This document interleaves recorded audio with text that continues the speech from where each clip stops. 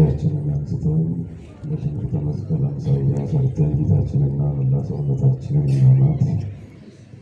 በስመ አብ ወወልድ ወመንፈስ ቅዱስ አሐዱ አምላክ አሜን።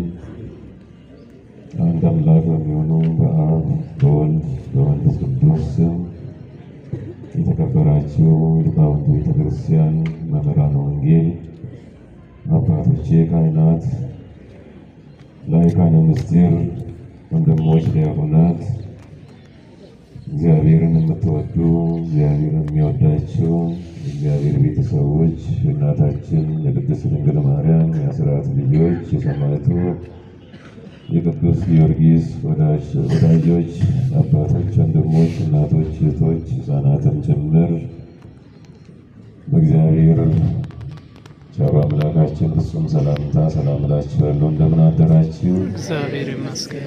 እንደምን አረፈዳችሁ? እግዚአብሔር ይመስገን። እንደምን ሰነበታችሁ? እግዚአብሔር ይመስገን።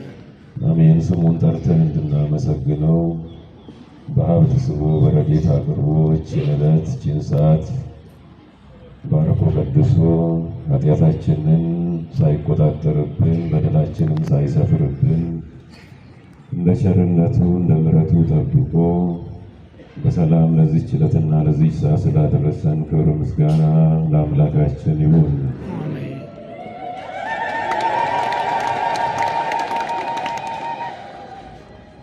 እንኳን በሰላም መጣችሁ፣ እንኳን አደረሳችሁ አደረሰን።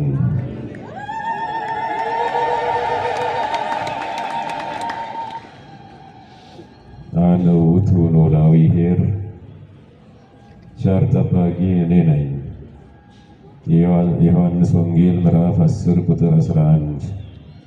በዚህ ኃይለ ቃል መነሻነት ለአጭር ደቂቃ የዕለቱን ትምህርት እንማማራለን። እግዚአብሔር አምላካችን የቃሉን ደጅ እንዲከፍትልን፣ ቃሉን በአንደበታችን ምስጢሩን ጥበቡን በአእምሮአችን እንዲስልልን፣ ቃሉን ሰምተን እንድንባረክና የማታልፈውን የክርስቶስን ዘላለማዊት መንግሥት እንድንወርስ እግዚአብሔር አምላካችን በቸርነቱ ይፍቀድልን። የሰማዕቱ የቅዱስ ጊዮርጊስን ገድሉን ሰምተናል። ከዚያም በማያያዝ ዝማሬ ዘምረናል፣ እግዚአብሔርን አመስግነናል። እነዚህ ሁሉ እስካሁን ድረስ የቆየንባቸው የወንጌል ዘርፎች የወንጌል አካሎች ናቸው። ገድሉም የወንጌል ልጅ ነው፣ ዝማሬውም እንደዚሁ ነው። ምስጋና ሁሉ ወንጌል ነው፣ ስብከት ነው፣ ትምህርት ነው። እግዚአብሔር አምላካችን በፊቱ ሰብስቦ እንድናመሰግነው ለምስጋና ያዘጋጀን ለበረከት የጠራን አሁንም ደግሞ ደጋግሞ ክብር ምስጋና ለሱ ይሁን። አሜን። አነ ውእቱ ኖላዊ ኄር፣ ቸር ጠባቂ እኔ ነኝ። የቃሉ ባለቤት መድኃኔዓለም ኢየሱስ ክርስቶስ ነው። ይህን ቃል ያስተማረው እኔንና እናንተን ለማዳን ባህሪውን ዝቅ አድርጎ ወደዚህ ዓለም መጥቶ ፍጥረቶቹን ለማዳን ከእመቤታችን ከቅድስት ድንግል ማርያም ከሥጋዋ ሥጋ ከነፍሷ ነፍስ ነስቶ በአጭር ቁመት በጠባብ ደረት ተወስኖ በዚህ ዓለም ላይ እየተመላለሰ ወንጌልን በሚያስተምርበት ወቅት ነው። እንደ ቤተ ክርስቲያን አስተምሮ ይህ ሳምንት ከበቀደሙ እሑድ ጀምሮ ዘመነ ኖላዊ ወይም ደግሞ የኖላዊ ሳምንት ይባላል። ኖላዊ ማለት ቃሉ የግዕዝ ቃል ሲሆን ኖለወ ጠበቀ ወይም ደግሞ ኖላዊ ጠባቂ ማለት ነው። ኖለወ ጠበቀ ከሚለው የግዕዝ ግስ የወጣ ቃል ነው። በእስራኤላውያን ዘንድ የሕዝብ መሪዎች ኖሎት ይባላሉ። ኖሎት ማለት ጠባቂዎች ማለት ነው። ከሙሴ ጀምሮ እስከ ዳዊት የነበሩ እስራኤላውያንን የመሩ ለወገኖቻቸው ለሕዝቦቻቸው ዋጋ የከፈሉ በሕዝብ ፊት የቆሙ ሕዝቡን በጽናት በብርታት በእግዚአብሔር አጋዥነት የመሩ እግዚአብሔር በእነሱ አድሮ ወገኖቹን እንዲመሩ የፈቀደላቸው ኖሎት ተብሎ ይጠራሉ። ኖሎት ማለት ቅድም እንደነገርኳችሁ ጠባቂዎች ማለት ኖላዊ ጠባቂ ማለት ነው። ኖሎት ጠባቂዎች ማለት ናቸው። ሙሴ እግዚአብሔርን ከእግዚአብሔር ተልኮ ባሕረ ኤርትራን ከፍሎ ሕዝቡን በየብስ በደረቅ አሻግሮ ጠላትን በባህር አስጥሞ በዛ በሲና በረሃ ሕዝቡን በሚመራበት ሰዓት ብዙ ዋጋ ከፍሏል። በሕዝቡ ፊት ቆሞ ለሕዝቡ መከታ አለኝታ ሆኖ እግዚአብሔር በሕዝቡ ላይ የታዘዘውን መቅሰፍት ተከላክሎ እስከ ሕይወቱ ፍጻሜ ድረስ ሕዝቡን ሲመራ ቆይቷል። እግዚአብሔር ከሕዝብ ለሕዝብ መሪ አድርጎ ጠባቂ አድርጎ ይልካል። እግዚአብሔር ሕዝቡን ሲታረቁ ትክክለኛውን መሪ ርኅሩኅ፣ ቸር በሕዝቡ ፊት የሚቆመውን ስለ ሕዝቡ የሚገደውን የሕዝቡ ጭንቀቱ የሆነውን መሪ ከሰው ወደ ሰው ይልካል። ሕዝቡን ከተቆጣ ግን ጨካኝና ስለ ሕዝቡ የማይገደው ስለ ሕዝቡ ግድ የለሽ የሆነውን መሪ በሕዝብ ላይ ይልካል። ይሄ ከእግዚአብሔር ስለሚላኩ ጠባቂዎች ወይም መሪዎች እግዚአብሔር የሚልካቸው እግዚአብሔር የሚመድባቸው ቢሆንም ለበጎች መምጣት የሕዝቡ ማንነት ወሳኝ ነው። ለክፉዎችም ተመርጦ በሕዝቡ ላይ ለመሾም የሕዝቡ ችግር ወሳኝ ይሆናል ማለት ነው። ታላቁ ነቢይ ሙሴ በዛ በሲና በረሃ በጉዞ ላይ ባሉበት ወቅት በእግዚአብሔር ሕጉን፣ ትእዛዙን፣ መመሪያውን ሕዝቡ የሚመራበትን የአምልኮቱን ሥርዓት ለመቀበል ወደ ሲና ተራራ በወጣበት ጊዜ ሕዝቡን በእግረ ደብር በተራራው ስር ትቶ ሌዋውያኑን ካህናቱን በመንፈቀ ደብር በተራራ እኩሌታ ላይ አቁሞ ኢያሱን አስከትሎ እሱ ወደ ደመና ገብቶ 40 መዓልት 40 ሌሊት በቆየበት ወቅት እስራኤላውያን ሕገ እግዚአብሔርን ወደ ጎን በመተው በግብፅ የለመዱትን ጣዖት ወደ ማምለክ ተመለሱ። በዚህ ጊዜ እግዚአብሔር አዘነ፣ ተቆጣም። በዘጸአት ምዕራፍ 32 ቁጥር 9 ጀምራችሁ በቤታችሁ ማንበብ ትችላላችሁ። በአጭር ለማስቀመጥ የሌላውንም ሰዓት ላለመጋፋት ለሌላው ለቀጣዩ መምህር ስፍራውን ለመልቀቅ አጠር ባለ ሁኔታ ነው ይህንን ቃል የምነግራችሁ።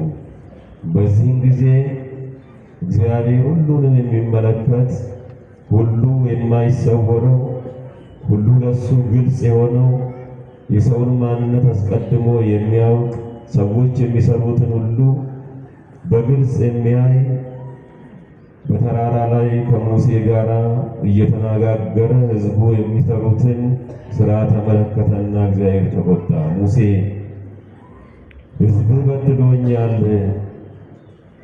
እነዚህ ሕዝቦች አንገተ ደንዳኖች ናቸው፣ እነሱን ላጥፋና አንተን በሌላ በታላቅ ሕዝብ ላይ ልሹምህ አለው። ተወኝ አለው ሙሴ። አሁን ተመልከቱ የተወደዳቸው እግዚአብሔር ቤተሰቦች፣ ሙሴ አሁን እግዚአብሔርን እጅ ይዞ እግዚአብሔር ሊያደርገው ካሰበው ነገር ሊያስቀረው የሚችል ሆኖ ነው። እግዚአብሔር ለቅዱሳኖቹ እንዲህ ነው ስለሚያደርጋቸው ነገሮች ቅዱሳንን ያማክራል፣ ለቅዱሳን ይናገራል። ስለ ክፉም ስለ በጎም ስለ ሰዶምና ገሞራ ጥፋት ለአብርሃም ነግሮት ነበረ።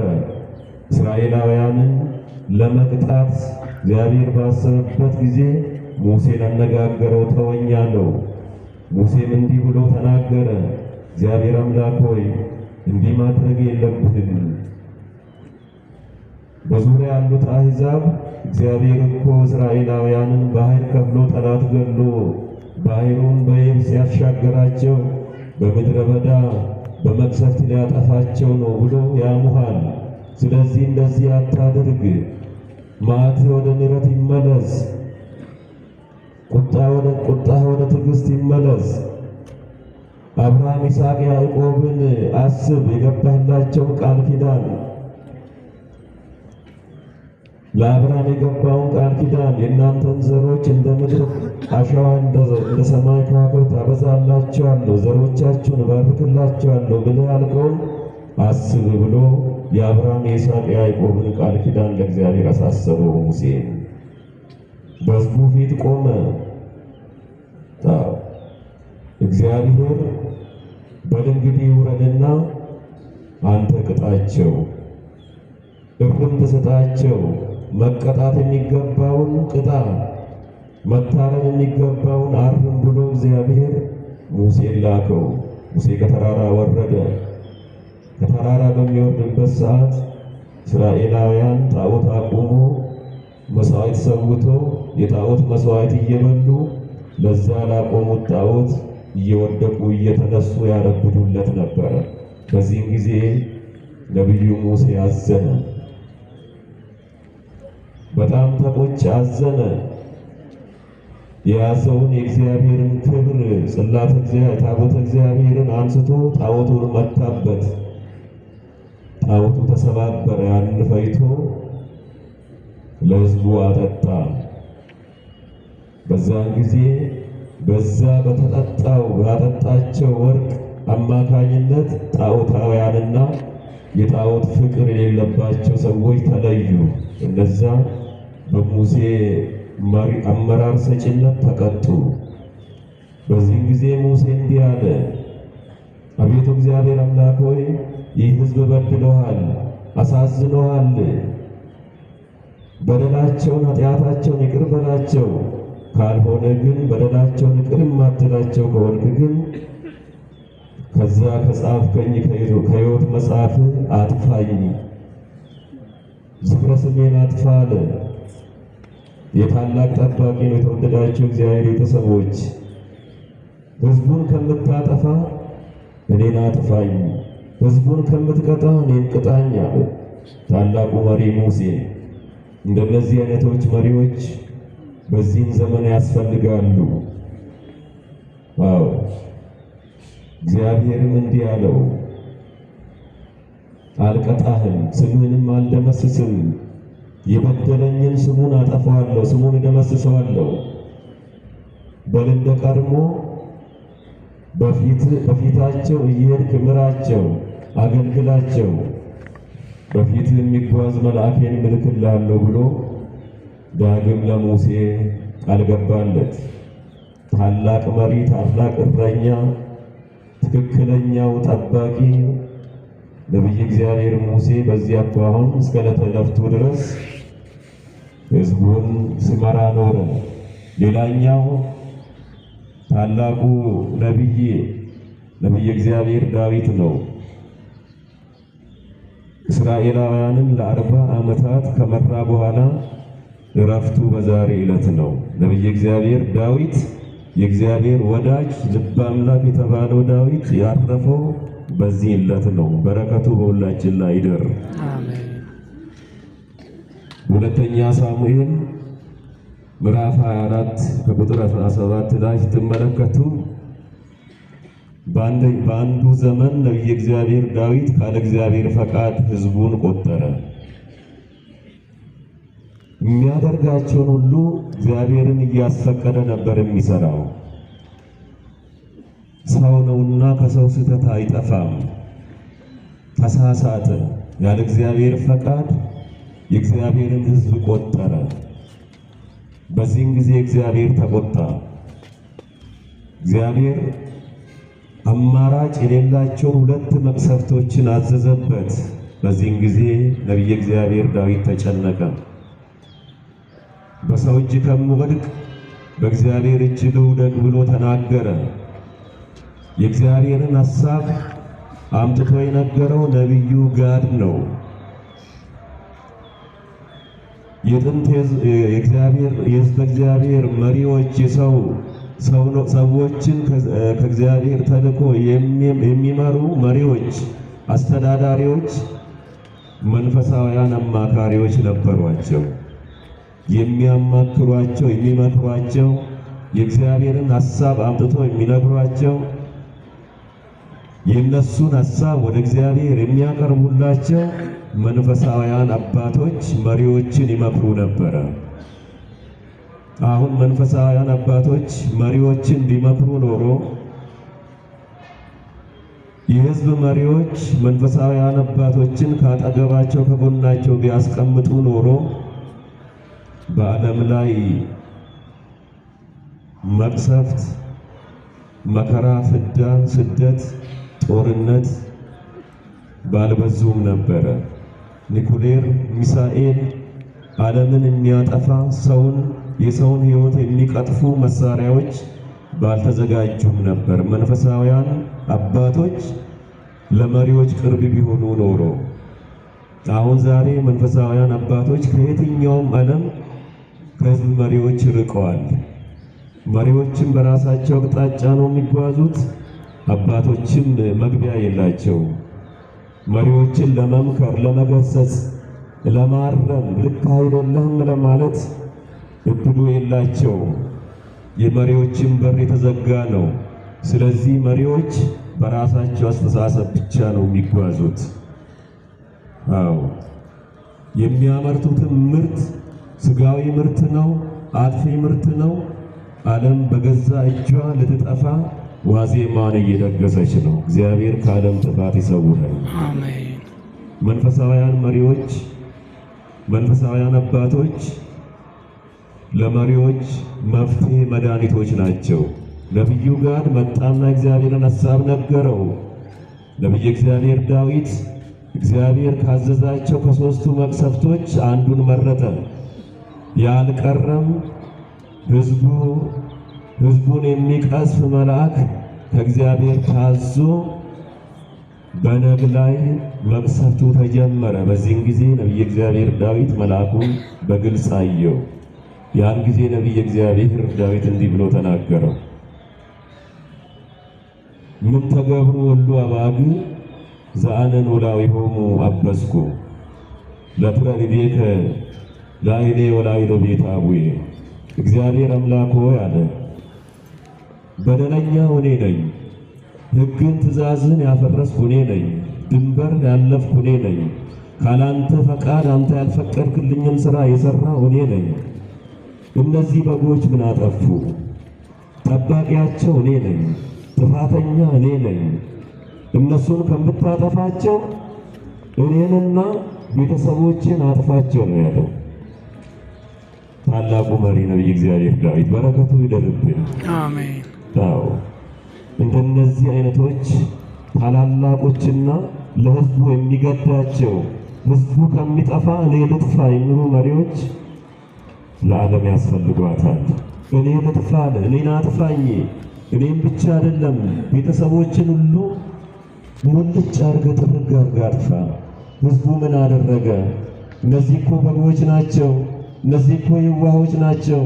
ለምን እንደሚጠፉ አያውቁም። የጥፋቱን መንስኤ አያውቁም። የበደሉት በደል የለም፣ የበደልኩ እኔ ነኝ። እንዲህ የሚል የለም ዛሬ። ምን የትኛውም ጥፋት ሲጠፋ የትኛውም ችግር ሲከሰት ሌላው እንዲጠፋ ነው እንጂ እኔን አጥፋኝ እስቲ ሕዝብ ፊት ልቁም የሚል አለ? በዓለማችን ይሄ ጠፍቷል። የለም ዛሬ ሌላው ይቃጠል፣ ሌላው ይሰደድ፣ ሌላው ይራብ ይቸገር፣ መሪውን ቸገረው። ያው አንስቶ ብቻ ማጋፈጥ ነው፣ አንስቶ መማገድ ነው። ከዛ ውጪ ግን ሰው ጠፋ፣ ተሰደደ፣ ተራበ፣ ተቸገረ፣ ጦርነት ከፋ፣ ስደት በዛ የለም። የሚያሳዝን ነገር ነው። እኔ ልጥፋ፣ እኔን አጥፋኝ፣ ቤተሰቦቼን አጥፋ፣ የጥፋቱ መንስኤ ነው ስለሆንኩ እኔ ልጥፋ አለ። የጥፋት መንስኤዎች እኮ ዛሬ ጥፋት አገኛቸው። ጥፋቱን ይጠነስሳሉ፣ ያሰናዳሉ፣ ይደግሳሉ። በየጊዜው ጥፋት ሲደግሱ ይኖራሉ። ድግሱን የሚመገብ ግን ሌላ ነው። በጣም ያሳዝናል። ክፉዎች ጠባቂዎች እንደዚህ ያደርጋሉ። በጎች እውነተኞች እረኞች ግን እንደዚህ ያደርጋሉ። ታላቁ ነቢይ እግዚአብሔር ልበ አምላክ ዳዊት እኔን አጥፋኝ አለ። የእውነተኛ ጠባቂ ነው። እነዚህ ጠባቂዎች ኖሎት ይባላሉ። ከዚህ በተቃራኒ በትንቢተ ሕዝቅኤል ምዕራፍ 34 ላይ ከቁጥር 1 ጀምራችሁ እስከ 25 ቁጥር ድረስ ቤታችሁ ገብታችሁ አንቡ። እግዚአብሔር ለጥበቃ የሾማቸው ሕዝቡን እንዲጠብቁ በመንፈሳዊውም በሥጋዊውም ሕዝቡን እንዲጠብቁ የሾማቸው ጠባቂዎች ሕዝቡን መጠበቅ ትተው ራሳቸውን ብቻ ሲጠብቁ፣ ሕዝቡን መጥቀም ትተው ለራሳቸው ብቻ ሲጠቀሙ፣ በሕዝቡ ሲጠቀሙ ጥቅመኞች ምንደኞች እንደነበሩና እግዚአብሔር አምላክ ነቢዩ ሕዝቅኤልን ልኮ ተናገር፣ በእረኞች ላይ ትንቢት ተናገር። እረኞች ሕዝቡን ከመጠበቅ ይልቅ ራሳቸውን ብቻ እየጠበቁ ነው። አዎ በጎችን ከመጠበቅ በጎች የተባሉ ሕዝበ እስራኤል ናቸው። እነሱን ከመጠበቅ ይልቅ እነሱን አይጠብቁም፣ ራሳቸውን ይጠብቃሉ። ፀጉራቸውን እየሸለቱ ይበላሉ፣ ይለብሳሉ፣ ስጋቸውን አርደው ይበላሉ። ጥቅሙን ብቻ ነው የሚፈልጉ። ሕዝቡ በጎቹ ሲበተኑ፣ ተኩላ ሲበላቸው፣ አውሬ ሲሰብራቸው ዞር ብሎ አልተመለከቱም። ስለዚህ በላያቸው ላይ ትንቢት ተናገር፣ ጥበቃቸው ይቋረጣል፣ በጎችን ከመጠበቅ እሽራቸዋለሁ፣ ሌላ ጠባቂ በጎቼ ላይ እሾማለሁ፣ በበጎችና በበጎች መካከል እፈርዳለሁ፣ ለመንጋዬ እኔ ያውቅበታለሁ፣ ለመንጋዬ እፈርዳለሁ፣ እውነተኛ እረኛ አስነሳለሁ።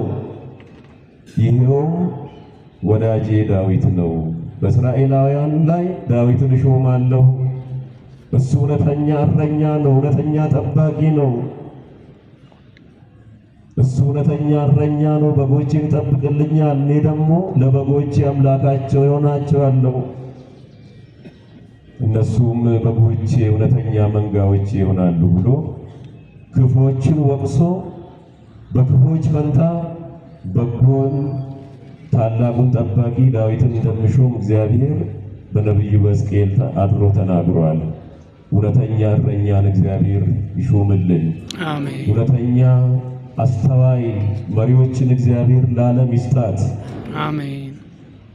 እግዚአብሔርም እረኛ ተብሏል።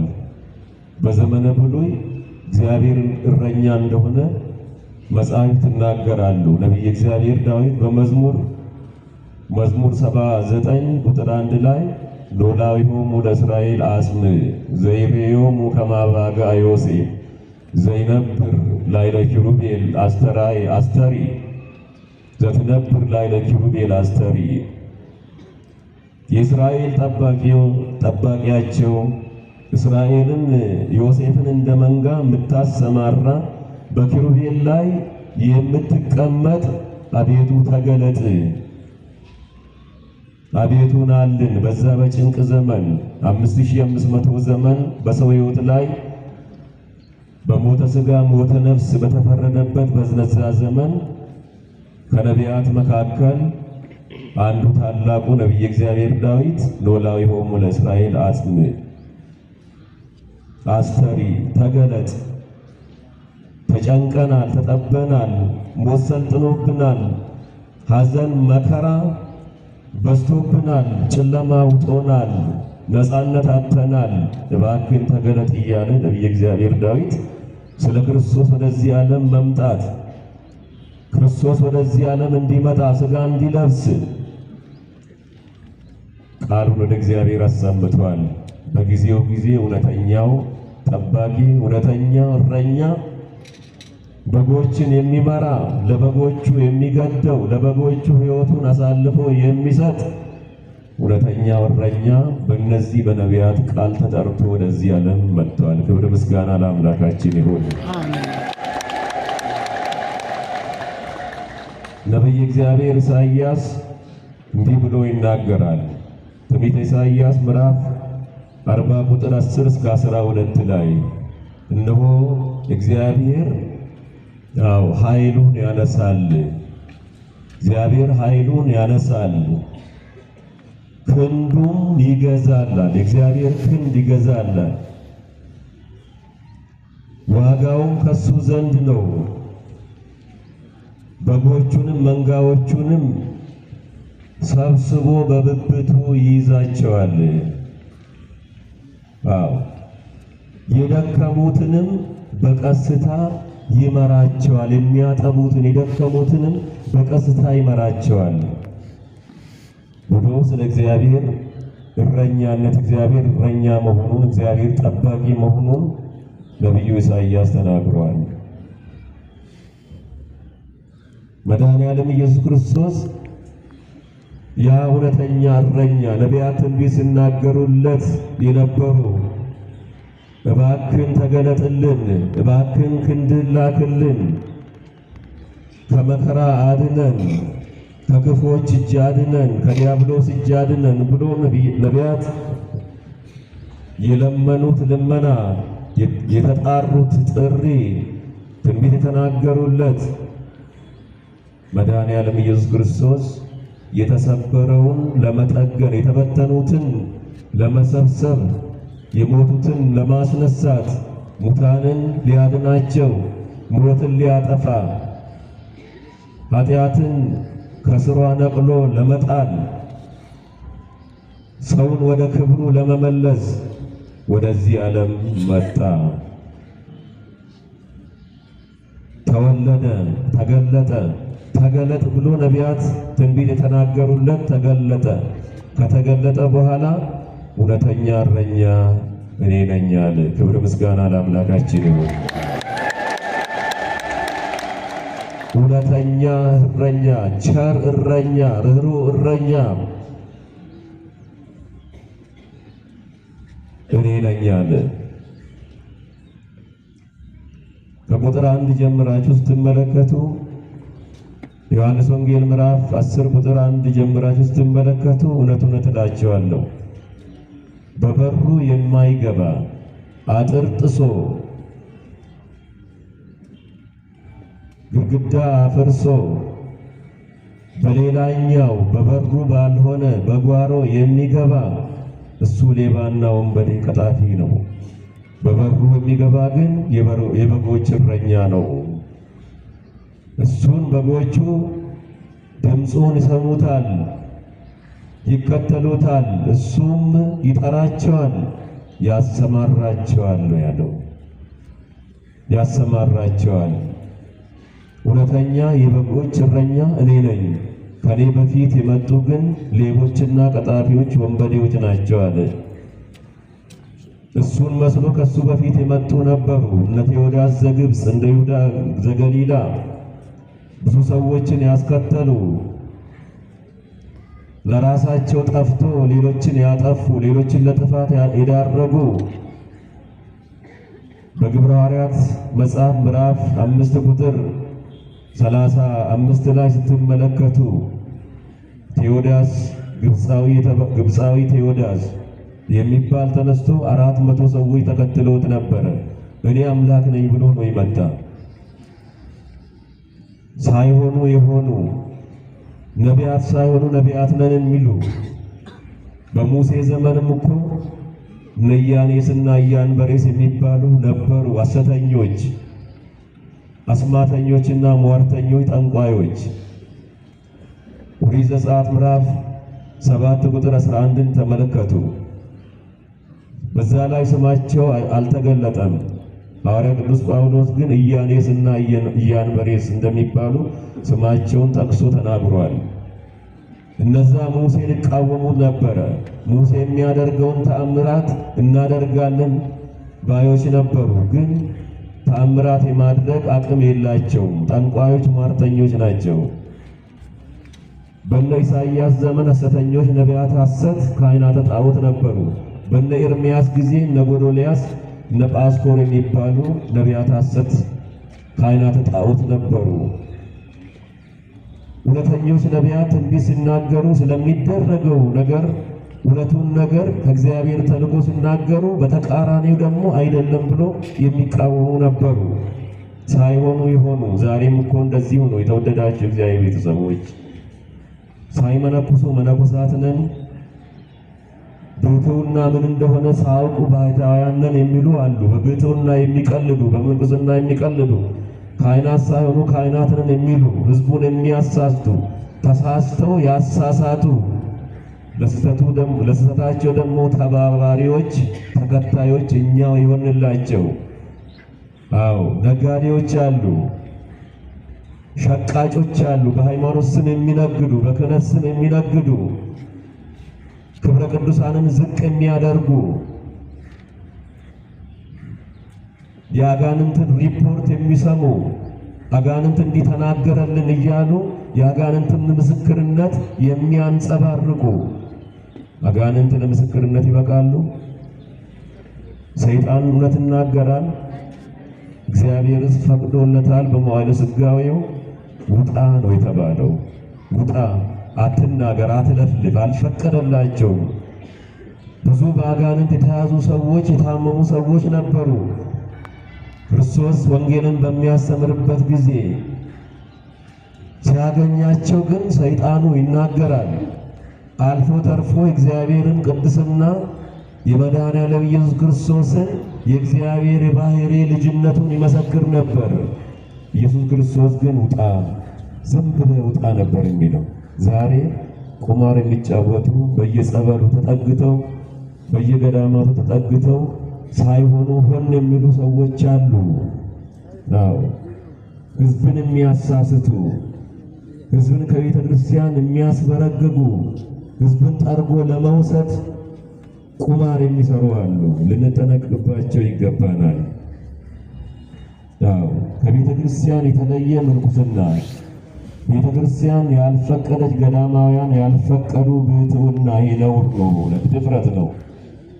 ይህንን ልንጠነቀቀው ይገባናል። የተወደዳቸው እግዚአብሔር ሰዎች ሲጀመር አንድ ነገር ብቻ ልበላችሁ። ባሕታዊ ከሰው እይታ የራቀ ሰው የማየው እግዚአብሔር ብቻ የሚያየው ከሰው እይታ የተሰወረ በሰው አካባቢ የማይኖር ይቅርና በሰው አካባቢ በገዳማውያን አካባቢ እንኳን የማይኖር ገዳማውያን ፈቅዶለት፣ አዳምጡ፣ ገዳማውያን ፈቅዶለት ከእንግዲህ በኋላ አንተ በዓት ይዘህ ብቻህን ሆነ ለእኛም ለገዳማውያን ለዓለም ሁሉ ጸልይ ብሎ የፈቀዱለት ነው ባሕታዊ ማለት እንጂ የሰፈር የመንደርን ፍትፍት የሚበላ ሳንቲም የሚለቃቅም አይደለም። ዶላር የሚያፍስ ባሕታዊ የላትም ቤተ ክርስቲያን። በቤተ ክርስቲያን ተጠግቶ አስመስሎ የሚነግድ መነኩሴ ካህን የላትም ቤተ ክርስቲያን። በሰይጣን ስም የሚነግድ መምህር የላትም ቤተ ክርስቲያን። አገልጋይ እንደዚህ አይነት አገልጋይ የላትም ቤተ ክርስቲያን። እገሌ ነው የዋለብሽ፣ እገሊት ናት የዋለችብሽ እያሉ በሰይጣን እየተመሩ ሰውን ከሰው የሚለያዩትን ቤተ ክርስቲያን እንደነዚህ አይነቶች ሰዎች የሏትም። ልንጠነቀቅ ይገባናል። የተወደዳቸው እግዚአብሔር ቤተሰቦች ምናልባትም የቤተ ክርስቲያንንም ስም ጭምር እያጠፉ ዛሬ ንግድ ላይ የተሰማሩ አሉ። ደብተራ ነው የዋለብሽ። ደብተራ የደብተራን ስም ታውቃላችሁ? ለመሆኑ እናውቃለን? ምን ማለት ነው ደብተራ ማለት? ተጠጋግቶ ነገሮችን ማጥፋት፣ ማበላሸት፣ ማጠልሸት ማለት ነው። ደብተራ ማለት እኮ በድሮ ከኦሪቱ ዘመን ጀምሮ በደብተራ ኦሪት የሚያገለግሉ ሌዋውያን የደብተራ ኦሪት አገልጋዮች ይባላሉ። ካህናት ደብተራ ይባላሉ። አዎ እመቤታችን ቅድስት ድንግል ማርያምን አባ ጊዮርጊስ ዘጋስጫ እንዲህ ይላታል። ደብተራ ብርሃን አንቲ እሙ ለፈጣሪ አጣዋ ሕዝቡ ዘያስተሰሪ። አንቺ የብርሃን ደብተራ ነሽ፣ የፈጣሪ እናት ነሽ፣ የሕዝቡን ኃጢአት የሚደመስስ የብርሃን እናቱ የብርሃን ደብተራ ነሽ ብሎ ነው ያመሰገናት እመቤታችን ቅድስት ድንግል ማርያም። ይህ አጠጋግቶ ለስድብና ለነቀፌታ በር የሚከፍቱ አስመሳዮች ቤተክርስቲያን አትቀበልም። እንዲህ አይነትም የስም ማጥፋት ዘመቻ ቤተክርስቲያን አትቀበለው። ዛሬም ደብተራዎች አሉ። ደብተራ ማለት አቋቋም፣ ድጓ፣ ዝማሬ፣ መዋሥዕት፣ ቅኔ ያወቀ በቤተ ክርስቲያን በማህሌት የሚያገለግል ማለት ነው። ቤተ ክርስቲያን በደብተራ አታፍርም፣ ትኮራበታለች እንጂ። ደብተራ ማለት መርጌታ ማለት ነው። ይህንን ጠንቅቀን ማወቅ በቀይ እስክሪብቶ በሌላ ተጠጋግቶ የሚጽፈው ቤተ ክርስቲያን አታውቅም፣ ደብተራም አትለው። ስሙ ማን ነው ከተባለ ጠንቋይ፣ መተተኛ፣ አስማተኛ ልትለው ትችላለች። ይህንን ላውቅ ይገባናል። ስለዚህ በየጸበሉ በየጥጋ ጥጉ የተሳፈሩ ሳይሆኑ ሆን የሚሉ ደብተራ፣ መተት፣ ገሊት እንደዚህ አርጋብሽ፣ ገሌ እንደዚህ አርጎብሽ፣ ይኸው መንፈስ እኮ ተናግሯል፣ መስክሯል። ሰይጣን እንዳይሉት መንፈስ ርኩስን ሰይጣን ብሎ እንዳይናገሩ የመነገጃቸው ነው። እንዴት እናገሩ? እንዴት እንቀፉት? የሚነግዱበትን ካዝናቸውን እንዴት እንቀፉት? እንዲህ እያለ በእውነት እውነተኞች ያልሆኑ ክፉዎች፣ እረኞች ያልሆኑ ግን እረኞች የሚመስሉ ክፉዎች አሉ። እነዚህን ልንጠነቀቅባቸው ይገባናል። ክቡር አባታችን ወደ አውደ ምሕረቱ መጥቷል። በድግ ብላችሁ ተቀበሏቸው።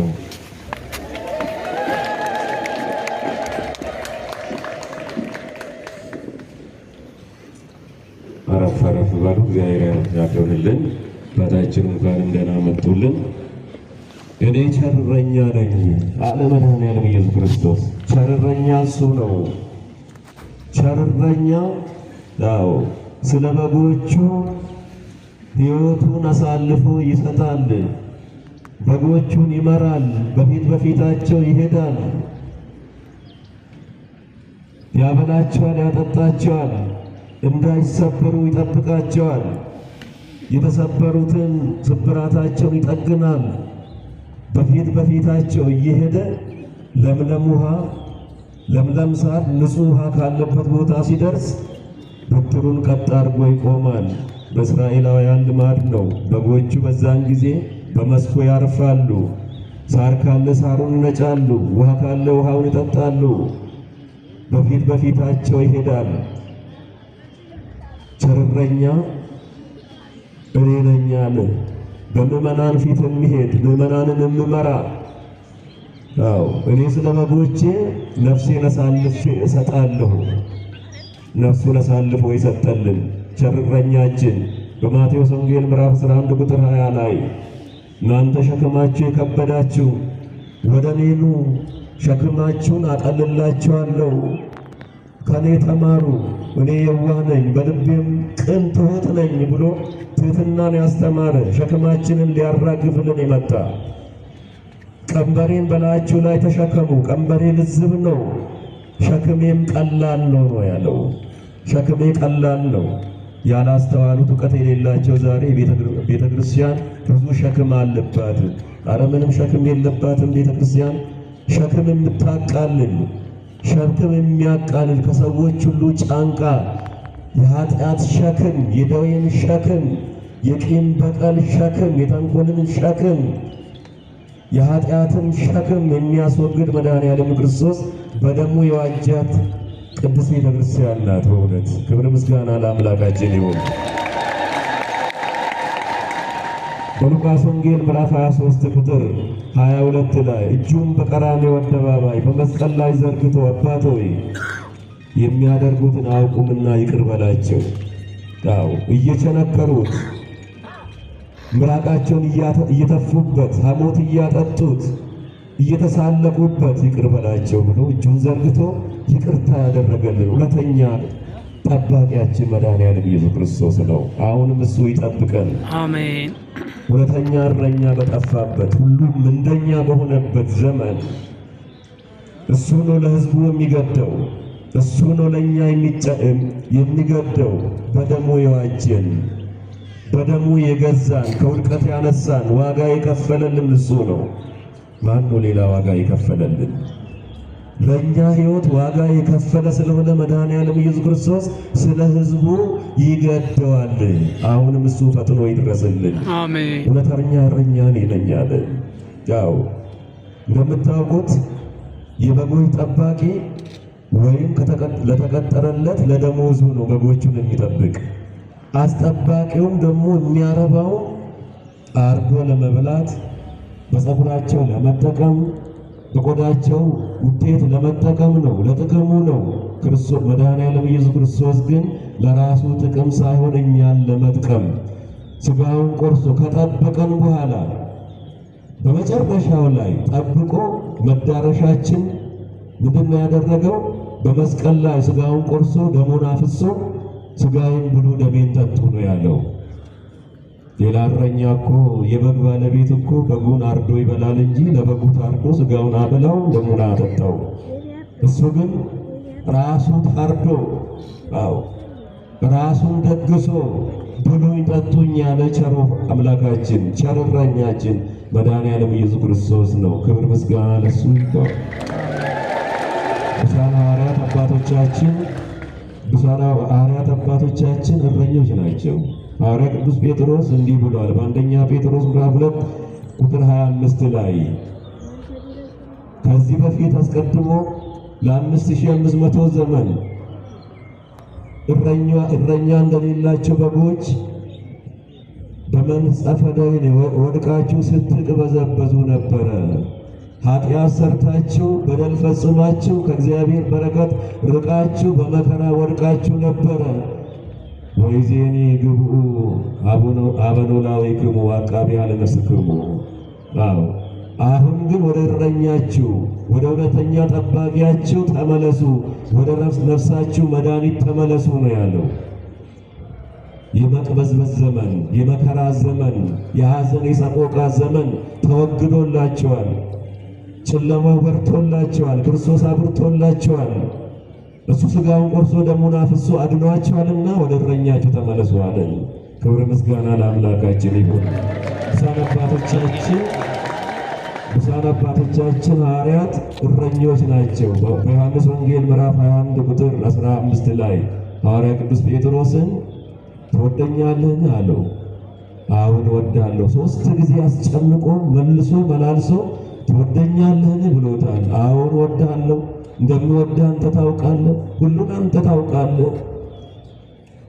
ሰው ያሰበውን ከማሰቡ አስቀድሞ ያለውን ሁሉንም መርምረህ ታውቃለህ፣ ለአንተ የሚሰወረው ነገር የለም ባለው ጊዜ በጎቼን ጠብቅ፣ ጠቦቶቼን አሰማራ፣ ግልገሎቼን ጠብቅ፣ አረጋውያንን ጠብቅ፣ ወጣቶችን ጠብቅ፣ ሕፃናትንም ጭምር ጠብቅ ብሎ የጠባቂነት የእረኝነትን ድርሻ ለቅዱሳን ሐዋርያት ሰጥቷል። ከቅዱሳን ሐዋርያት ለሊቃነ ጳጳሳት፣ ለጳጳሳት፣ ለኤጲስቆጶሳት፣ ለካህናት የእረኝነትን ድርሻ ሰጥቷል። መጽሐፈ ግብረ ሐዋርያት ምዕራፍ 20 ቁጥር 28 ላይ በገዛ ደሙ የዋጃት የእግዚአብሔርን ቤተ ክርስቲያኑን ትጠብቁ ዘንድ መንፈስ ቅዱስ እናንተን ጳጳሳት አድርጎ ለሾመበት ለመንጋውና ለራሳችሁ ተጠንቀቁ። ለመንጋም ተጠንቀቁ። መሪው ለተመሪ መጠንቀቅ አለበት፣ ተመሪውም ለመሪ መጠንቀቅ አለበት። መሪዎች ለተመሪዎች ይጠነቀቃሉ፣ ተመሪዎችም ደግሞ ለመሪዎቻቸው ይጠነቀቃሉ ማለት ነው። አገልጋይ አለ፣ ተገልጋይ አለ። በቤተ ክርስቲያን የተሾሙ ዛሬም ያሉ እስከ ዕለተ ምጽአት የሚነሱ ካህናት ጠባቂዎች ናቸው። ህዝቡ ደግሞ ተጠባቂ ነው። ክብሩ ግን አንድ ነው። ማዕረጉ ጽድቁ አንድ ነው። ጠባቂውም ተጠባቂውም የሚያገኘው ክብር አንድ ነው። በእግዚአብሔር ስጦታ ልዩነት የለም፣ ላይና ታች የለው። ግን መሪና ተመሪ አለ በዚህ ዓለም ላይ በመንፈሳዊውም በስጋዊውም። በአካላችንም ላይ እኮ መሪና ተመሪ አለ። ጭንቅላት ይመራል፣ ከአንገታችን በላይ አለው። ሌላ አካል ይመራል። ነገር ግን እያንዳንዱ አካላት አንዱ ለአንዱ አስፈላጊ ነው። ካለዚያ አካለ ጎደሎ መሆን ነው። እጅ እግር ያስፈልጋል፣ ዓይን ጆሮ ያስፈልጋል፣ አፍንጫ ያስፈልጋል። ከራስ ፀጉራችን እስከ እግር ጥፍራችን የማያስፈልጉ አካላት የሉም። ሐዋርያ ቅዱስ ጳውሎስ እንዲህ ብሎ እንደተናገረ አንደኛ ቆሮንቶስ ምዕራፍ 12 ቁጥር 12 ላይ አካላት የሰው አካል አንድ ነው አለ፣ ብልቶች ግን ብዙዎች ናቸው አለ። እነዚህ ብልቶቹ ክፍለ አካላት ብዙዎች ስለሆኑ አንድ ሰው ይባላል እንጂ ያ ሰው 10 ወይም 20 ሰው አይባልም አለ። እኛም ምእመናን ከካህናት ጀምረን እስከ ሕዝቡ ድረስ ወንዱም ሴቱም በክርስቶስ በ40 ቀን በ80 ቀን የተጠመቅነው የሥላሴ ልጅነትን ያገኘን የእግዚአብሔር ልጆች የተባል ሁላችንም በክርስቶስ አንድ ነን። ልዩነት የለም። ክብር ምስጋና ለእሱ ይሁን። አንድ ያደረገን መሪና ተመሪ አለ። አዎ መሪ አለ፣ ተመሪ አለ።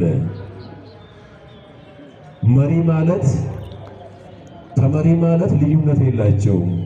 የበላይ የበታች አለ። በመንፈሳዊም በስጋዊው የበላይና የበታች አለ። ነገር ግን አንድ ነገር የለም። የበላይነት የለም፣ የበታችነት ግን የለም። አስተውሉት።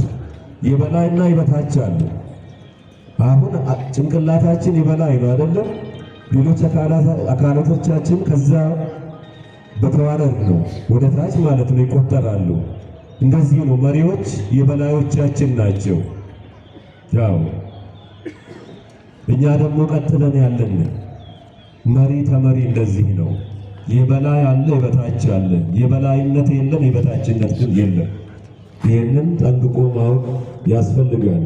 ሌላኛው የሕዝብ መሪዎች እረኞች ይባላሉ። ያው በማቴዎስ ወንጌል ምዕራፍ 24 ቁጥር 42 ላይ ተመዝግቧል። አዎ መኑ ውእቱ እንጋ መጋቢ ኄር ወምእመን፣ ባለቤቱ በቤተሰቡ ላይ አምኖ የሚሾመው ታማኝ አገልጋይ ማን ነው? መሪ ማለት ተገልጋይ ሳይሆን አገልጋይ ነው። ተጠቃሚ ሳይሆን ጠቃሚ ነው። ለማገልገል ለመጥቀም ነው የሚሾመው። ማን ነው አምኖ የሚሾመው ብሎ ጌታችን መድኃኒታችን ኢየሱስ ክርስቶስ ስለ መሪዎች ስለ መንፈሳውያንም ስለ ሥጋውያንም ተናግሯል። አጠር እያለሁ ሄዳለሁ። አዎ ትዳር መሪና ተመሪ አለው። በትዳር ሕይወት ውስጥ ያሉ ጠባቂዎችም ናቸው፣ ተጠባቂዎችም ናቸው። ወንዱ ይመራል፣ ቤተሰቡ ይመራል ማለት ነው። መሪና ተመሪ፣ የበታችነትና የበላይነት ሳይኖር መሪና ተመሪ አለው ማለት። ትዳር ክቡር ስለሆነ ትዳር በአግባቡ መመራት አለበት። ትዳር መጠበቅ አለበት። ትዳሩን የሚጠብቅ እረኛ ማለት ነው። ትዳሯን የምትጠብቅ እረኛ ናት ማለት ነው። ሐዋርያ ቅዱስ ጳውሎስ በዕብራውያን መልእክቱ ምዕራፍ 13 ቁጥር 4 ላይ ክቡር አውስቦ በኩሉ ወለመስካቦ ምን ያልቦቱ ስበት፣ ጋብቻ በሁሉም ክቡር ነው። ጋብቻ ቅዱስ ነው። ጋብቻ የተከበረ ነው። ጋብቻ የተባረከ ነው። ሩካን ጻድቃን፣ ነቢያት፣ ሐዋርያት፣ ጻድቃን፣ ሰማዕታት እነ ቅዱስ ጊዮርጊስ የተገኙበት ከጋብቻ ውጤት ነው። ስለዚህ ክቡር ነው። ለመኝታቸው እድፈት፣ ጉድፈት፣ ርኩሰት የለበትም። ይሄ መጠበቅ አለበት። በስርዓቱ በመተማመን በመግባባት በፍቅር በአንድነት መጠበቅ አለበት። እያንዳንዱ ሰው ለራሱ እረኛ ነው። ራሱን ከክፉ ነገር፣ ራሱን ከሱሰኝነት፣ ከኃጢአት፣ ከበደል፣ ከዝሙት፣ ከስርቆት፣ ከውሸት ከመሳሰሉት ነገር ራሱን መጠበቅ አለበት። ሌላውንም መጠበቅ አለበት። ራሱ ያላደረገውን ወንድሜ ለምን እንዲህ ታደርጋለህ፣ እህቴ ለምን እንዲህ ታደርጊያለሽ ብሎ ሌላውንም መጠበቅ አለበት። ራሱን ከጠበቀ ነው ሌላውን መጠበቅ የሚችል። ዛሬ ዓለም የተጨነቀችው ራሳቸውን መጠበቅ የማይችሉ ለራሳቸው የማይጠነቀቁ ሌሎቹን እንጠብቃለን ይላሉ። ዓለም በዚህ ሂደት እየከሰረች ትርፋማ ሳትሆን ኪሳራ ውስጥ ወድቃ ሕዝብ እየተገፋ ወገን እየተበደለ ይኖራል። በመሪነት በየቢሮ ብዙዎች መሪዎች፣ ብዙዎች ኃላፊዎች አሉ። ግን በእውነት እንደው ሕዝባችንን እያገለገልን ነው? በእውነት ሰዎች አላለቀሱብንም? በእውነት ወገኖቻችንን አላሳዘንም? በእውነት ስለ ወገኖቻችን ይገደናል? ወንበር ላይ ከተሳፈርን በኋላ የማንወርድ የማይመስለን ሰዎች የለንም? ተሹመን የማንሻር የሚመስለን ሰዎች ብዙዎች አይደለንም? በእውነቱ ዛሬ ሕዝብ እየተስተናገደ ነው። ዛሬ ሕዝብ በእውነቱ በደስታ እዛ ቢሮ ደርሼ እኮ ጉዳይን ፈጽሜ መጣሁ። ዛሬ ሰርታችሁ ለምትጨርሱት ነገር ስንት ቀን ነው ቀጠሮ የሚሰጡት? ወር ትቀጥራላችሁ፣ 2 ወር 3 ወር ትቀጥራላችሁ። ወልዶ ያሳደጋችሁ፣ ተንከባክቦ የሚያኖራችሁ፣ ታክስ የሚከፍል ግብር የሚከፍል ወርቆ የሚያገለግላችሁ፣ ተሸክሞ የሚያኖራችሁ ተገልጋዩ ሕዝብ ይፍረደው። በየቢሮ ያላችሁ፣ በየመስሪያ ቤት ያላችሁ ምን እየሰራችሁ እንደሆናችሁ እግዚአብሔር ቀና ልቡናን ይስጣችሁ። እረኞች ናችሁ። በየአመራሩ የተቀመጣችሁ፣ በመንፈሳዊው በስጋዊው በሁሉም ቦታ የተቀመጣችሁ ለእረኝነታችሁ እግዚአብሔር ላስቀመጣችሁ ቦታ ልትጠነቀቁለት ይገባችኋል። እግዚአብሔር ይመለከታል። እግዚአብሔር አንድ ቀን በቃችሁ ካላችሁ ዞራችሁ ወደ ሕዝባችሁ መካከል ነው የምትቀላቀሉ። ሌላ መሄጃ የላችሁ።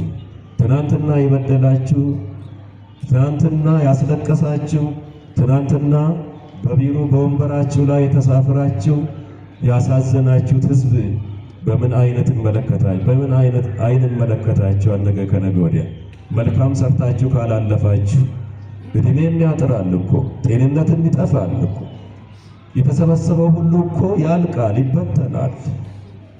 ሰው እኮ ማብቂያ አለው፣ ጊዜ አለው እኮ። 3 ክንድ ከስንዝር መሬት ነው የሚጠብቀው እያንዳንዱ። ይሄው ነው መዳረሻችን፣ ይሄው ነው። መልካም ስራ ከሰራን በጎ ስራችን ከመቃብር በላይ ነው። ዝክረ ስማችን ሲዘከር ሲመሰከርልን ይኖራል። መልካም ስራ ካልሰራን ግን አረ እንደው ነፍሱን አይማር፣ አረ ነፍሷን አይማር። እንዲህ ሲያደርግ ይኖር እኮ ነው። ስማችን በተነሳ ቁጥር ስንረገም እንኖራለን። አጥንታችን ሲረገም እንኖራለን። አነ ውእቱ ኖላዊ ኄር፣ መልካም ቸር እረኛ እኔ ነኝ። ዮሐንስ ወንጌል ምዕራፍ 10 ቁጥር 12 ላይ በዚህ ኃይለ ቃል መነሻነት የዕለቱን ትምህርት እግዚአብሔር ፈቀደልን። አምላካችን ወዶ ፈቅዶ አስተማረን፣ መከረን፣ ነገረን፣ ገሰጸን። ቃሉን ሰምተን በቃሉ ተባርከን ንስሐ ገብተን ስርየተ ኃጢአት አግኝተን ቅዱስ ሥጋውን በልተን ክቡር ደሙን ጠጥተን የማታልፈውን ዘላለማዊት የክርስቶስን ርስተ መንግሥተ ሰማያት እንድንወርስ እግዚአብሔር አምላካችን ቸርነት አይለየን። አሜን። ወስብሐት ለእግዚአብሔር ወለወላዲቱ ድንግል ወለመስቀሉ ክቡር። ቆየ ቃሎትን ያሰማልን፣ አገልግሎትን መንግሥተ ሰማያትን ያወርስልን። መልካም እረኛ እኔ ነኝ በሚል ርዕስ መምህራችን ሰፋ አድርገውን ያስተማሩን፣ በመምህራችን አድሮ ያስተማረን ወደ እግዚአብሔር ከፍ አድርገን እናመሰግነው ይገባናል። ለእግዚአብሔር ክብር ምስጋና ይግባው። አሜን። መምህራችንም በእውነት ሰፊ ሰዓት ነው በዚህ ቆመው ያስተማሩና በእድሜ በጸጋ ይጠብቅልን። አሜን። መምህራችን ያኑርልን፣ ያቁምልን። ምንም እግዚአብሔር እናመሰግን ይገባናል።